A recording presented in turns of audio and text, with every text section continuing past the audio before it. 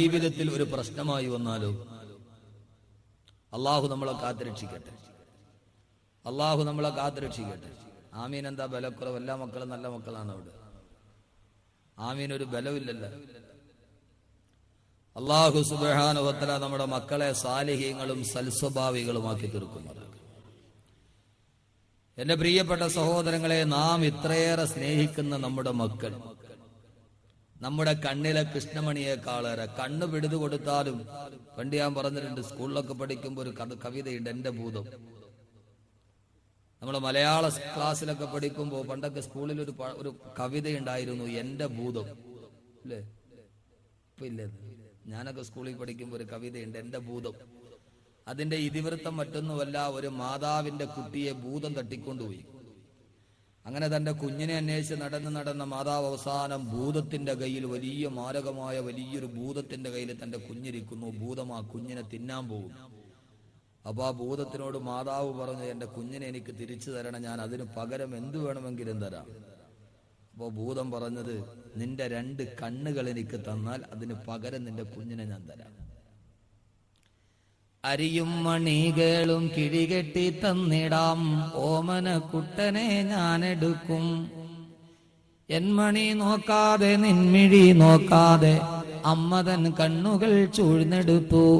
പുലരിച്ചന്താമര പോലവേ ഭൂതത്തിൻ തിരുമുമ്പിൽ അർപ്പിച്ചു തൊഴുതുരച്ചു. ഇതിലും വലിയതാണ് എന്റെ പൊന്നോമന, അതിനെ തരീകന്റെ ഭൂതമേ നീ. ഇതിലും വലിയതാണ് എന്റെ പൊന്നോമന, അതിനെ തരീകന്റെ ഭൂതമേ നീ. എന്റെ ഈ കണ്ണിന്റെ കൃഷ്ണമണികളെക്കാളേറെ എനിക്ക് വലുത് എന്റെ ഈ പൊന്നോമന കുട്ടനാണ്. അതുകൊണ്ട് എന്റെ കണ്ണ് 2 ചൂട്ടെടുത്തിട്ടും മകനെ വാങ്ങിച്ച ഒരു ഉമ്മയുടെ കഥ മലയാള കവിതയിൽ നമ്മൾ പഠിച്ചിട്ടുണ്ട് പണ്ട്. പക്ഷേ നമ്മൾ ഇപ്പൊ പഠിക്കുന്ന ഉമ്മയുടെ കഥ അതല്ല. മലയാള കവിതയിൽ നമ്മൾ പഠിച്ചത് സ്വന്തം കണ്ണിലെ കൃഷ്ണമണി കുടിച്ചെടുത്തിട്ട് കൊടുത്തിട്ട് മകനെ വാങ്ങിച്ചു കൊണ്ടുപോയ ഉമ്മയുടെ കഥയാണ്. പക്ഷേ നിങ്ങൾക്ക് കുറച്ചുകൂടി വ്യക്തമായിട്ടറിയാം, നമ്മൾ കഴിഞ്ഞ ആഴ്ച കേട്ട ആ ഉമ്മയുടെ കഥയല്ല. വിദേശത്ത് നിൽക്കുന്ന പാവപ്പെട്ട ഭർത്താവിനെ വഞ്ചിച്ച് ഹർഷകുമാർ എന്ന് പറയുന്ന ചെറുപ്പക്കാരന്റെ കൂടെ രാസലീലകളാടി അതിന് തടസ്സമായിരുന്ന ജസ്ന എന്ന് പറയുന്ന 13 വയസ്സുള്ള പൊന്നുമോളെ കൊല്ലാൻ കൂട്ടുനിന്ന റജുല എന്ന് പറയുന്ന കണ്ണില് ചോരയില്ലാത്ത മാതാവിന്റെ കഥ കേട്ടിട്ട് മനസ്സ് വല്ലാതെ പിടമ്പുപോയി മലയാളികളുടെ. കേട്ടിട്ടുണ്ടാവൂലോ നിങ്ങള്? ഇല്ലേ? അതും ഒരു മാതാവാണ്, അതും ഒരു ഉമ്മയാണ്. എന്തുകൊണ്ടിതൊക്കെ ആവർത്തിക്കപ്പെടുന്നു എന്ന ദുരന്തങ്ങളിലേക്ക് നാം കണ്ണോടിക്കേണ്ടതുണ്ട്. അതുകൊണ്ടാണ് വഴിതെറ്റുന്ന കൗമാരം, ഖുർആനിലെ കൗമാരം എന്ന വിഷയം നാം തെരഞ്ഞെടുത്തത്. എന്റെ പ്രിയപ്പെട്ട സഹോദരങ്ങളെ, ഇന്ന് നാം വളർത്തിക്കൊണ്ടുവരുന്ന നമ്മുടെ മക്കൾ ജീവിതത്തിന്റെ അഭിമാനമായി, ആശയായി, നാളെ രോഗം ബാധിച്ചുകൊണ്ട് കട്ടിലിൽ കിടക്കുമ്പോൾ ഒരു നേരത്തെ വെള്ളമെങ്കിലും നമുക്ക് നൽകുമെന്നുള്ള ആശയോടെ, പ്രത്യാശയോടെ നാം വളർത്തിക്കൊണ്ടുവരുന്ന നമ്മുടെ മക്കൾ, ആ മക്കളെ സമത്തോളം ഒരു ശോഭനമായ ഭാവി നമുക്ക് മുൻകൂട്ടി കാണാൻ കഴിയുന്നില്ല. നമ്മുടെ മക്കൾ വളർന്നു വരുന്ന സാഹചര്യങ്ങൾ, നമ്മുടെ മക്കളെ കുറിച്ച് നാം കേൾക്കുന്ന വാർത്തകൾ, നാം ആരും ഇതേവരെ കേൾക്കാത്ത, പണ്ടൊക്കെ 20 25 വയസ്സാകുമ്പോഴാണ് മദ്യമൊന്ന് രുചിച്ചു നോക്കുന്നതെങ്കിൽ കേരളത്തിന്റെ ഏറ്റവും പുതിയ കണക്കനുസരിച്ച് 13ാമത്തെ വയസ്സിൽ കേരളം മദ്യപിക്കുന്നു എന്ന വാർത്തയുടെ നടുവിലാണ് നാം നിൽക്കുന്നത്. എന്ന് പറഞ്ഞാൽ 8ാം ക്ലാസ്സിൽ പഠിക്കുന്ന പ്രായമാകുമ്പോഴേ കുട്ടികൾ മദ്യപാന ആസക്തി വളർന്നു വരുന്ന കാലം. കേരളത്തിലെ പ്രശസ്തമായ വനിതാ മാസിക നടത്തിയ സർവേയിൽ 6ാം ക്ലാസ്സിൽ പഠിക്കാൻ പോകുന്ന കുട്ടിയുടെ വാട്ടർ ബോട്ടിലിന്റെ ഉള്ളിൽ കുടിക്കാനുള്ള വെള്ളമല്ല, അവന് നിലതെറ്റാനുള്ള മദ്യവുമായി, വാട്ടർ ബോട്ടിലിൽ മദ്യവുമായി 6ാം ക്ലാസ്സിലോട്ട് കടന്നു പോകുന്ന കുട്ടികളുടെ കഥകൾ മാസികകളും പ്രസിദ്ധീകരണങ്ങളും നമ്മുടെ മുമ്പിൽ വരച്ചു തരുമ്പോ ലോകത്തുള്ള മാതാപിതാക്കളുടെ കണ്ണുനീരിലൂടെ കടം തല്ലിയാത്തൊടുക്കുന്ന കണ്ണുനീരുകൾക്ക് യാതൊരുവിധ തോതുമില്ല. വളർത്തിക്കൊണ്ടുവരുന്ന മക്കൾ കൗമാരത്തിലെ വഴിതെറ്റിപ്പോകുന്ന, പണ്ടൊക്കെ നമ്മൾ വഴിതെറ്റുന്ന യുവത്വം എന്ന് പറയുമായിരുന്നു. 20 25 വയസ്സാകുമ്പോഴാണ് ബീഡി പോലും വലിക്കാൻ മടിയായിരുന്നു. പണ്ട് ആർക്കെങ്കിലും, നമ്മളൊക്കെ വളർന്നു വരുന്ന കാലം, മാതാപിതാക്കളുടെ മുമ്പിൽ പെണ്ണ് കെട്ടിയിട്ട് 2 മക്കളാണെങ്കിലും വാപ്പയുടെ മുമ്പിൽ വെച്ചിട്ട് ബീഡി വലിക്കാൻ മക്കൾ തയ്യാറാവില്ല. മക്കൾ മാറി എവിടെയെങ്കിലും പോയിട്ടാണ് ബീഡി വലിക്കുന്നത്. ഇല്ലേ? ആണ്. നമ്മളൊക്കെ ഇന്നും വാപ്പയുടെ മുമ്പിൽ വെച്ചിട്ട് ബീഡി വലിക്കാൻ പറ്റുമോ? ഇത് 10 വയസ്സാകുമ്പോ തന്നെ ബീഡി വലിച്ചിട്ട് പുക ഊതന വാപ്പയുടെ മുഖത്തോട്ട്. എന്റെ പ്രിയപ്പെട്ട സഹോദരങ്ങളെ, വളരെയേറെ കാഴ്ചകളുടെയും കണക്കുകളുടെയും നടുവിൽ ഈ കൗമാരം ഇങ്ങനെ പോയാൽ എവിടെ എത്തി നിൽക്കുമെന്ന് നമുക്കറിയില്ല.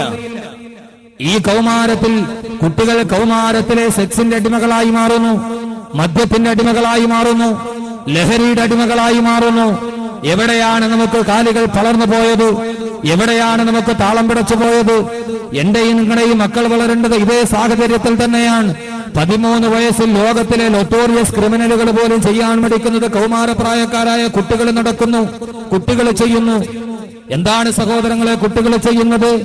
തൃശൂർ ജില്ലയിലെ ചന്ദ്രാപിന്നയിൽ വൈകുന്നേരം സ്കൂൾ വിട്ടിട്ട് തിരിച്ചു വന്ന 7 വയസ്സുകാരി പഞ്ചസാര വാങ്ങിക്കാൻ കടയിൽ പോയിട്ട് തിരിച്ചു വരുമ്പോ 7 വയസ്സുകാരിയെ TV കാണിച്ചു തരാമെന്ന് പറഞ്ഞ് പിടിച്ചുകൊണ്ട് വീട്ടിലോട്ട് കൊണ്ടുപോയി അവളെ കടന്നു പിടിച്ച് മാനഭംഗം ചെയ്യാനുള്ള ശ്രമത്തിന്റെ ഇടയിൽ നിലവിളിച്ച പെൺകുട്ടിയുടെ വായും മൂക്കും പൊത്തിപ്പിടിച്ച് ശ്വാസം നഷ്ടപ്പെട്ട 7 വയസ്സുള്ള ബാലിക പിടഞ്ഞു മരിക്കുമ്പോ തന്റെ വീടിന്റെ ഉള്ളിൽ പിടഞ്ഞു മരിച്ച ആ ബാലികയെ അടുക്കളയിൽ പോയി മൂർച്ചയുള്ള കത്തിയെടുത്ത് കൊണ്ടുവന്ന് മരിച്ചു കിടക്കുന്ന കളിക്കൂട്ടുകാരിയെ, ഏത് കളിക്കൂട്ടുകാരി? ഇന്നലെ വരെ തന്റെ കൂടെ കണ്ണഞ്ചിരട്ടയിൽ മണ്ണപ്പം ചുട്ട് കളിച്ച കളിക്കൂട്ടുകാരിയുടെ കയ്യും കാലും വെട്ടിയെരിഞ്ഞ് അത് പ്ലാസ്റ്റിക് ചാക്കിലാക്കിയതിന്റെ മുകൾ ഭാഗം കൂട്ടിക്കെട്ടി വീടിന്റെ പുറകു ഭാഗത്ത് കൊണ്ടുപോയി സ്വയം കുടിയെടുത്ത് കുടിച്ചിട്ട് അതിന്റെ മുകളിൽ മണ്ണിട്ട് മൂടിയെന്ന് പോരാ, അതിന്റെ മുകളിൽ വാടയെന്നിട്ടിട്ട് ആർക്കും സംശയം തോന്നാത്ത രീതിയിൽ 3 ദിവസം കേസന്വേഷണത്തിന് വന്ന പോലീസ് ഉദ്യോഗസ്ഥരുടെ പുറകെ നടന്ന് 3ാമത്തെ ദിവസം പോലീസ് ഉദ്യോഗസ്ഥർ പ്രതിയെ അറസ്റ്റ് ചെയ്തുകൊണ്ട് തൃശൂർ പ്രസ് ക്ലബിൽ കൊണ്ടുപോയി ഹാജരാക്കുമ്പോ സാംസ്കാരിക കേരളം ലജ്ജിച്ചു തലതാഴ്ത്തിപ്പോയി. പ്രതിയാരാണ്? 13 വയസ്സുള്ള മുഹമ്മദ് കോയ.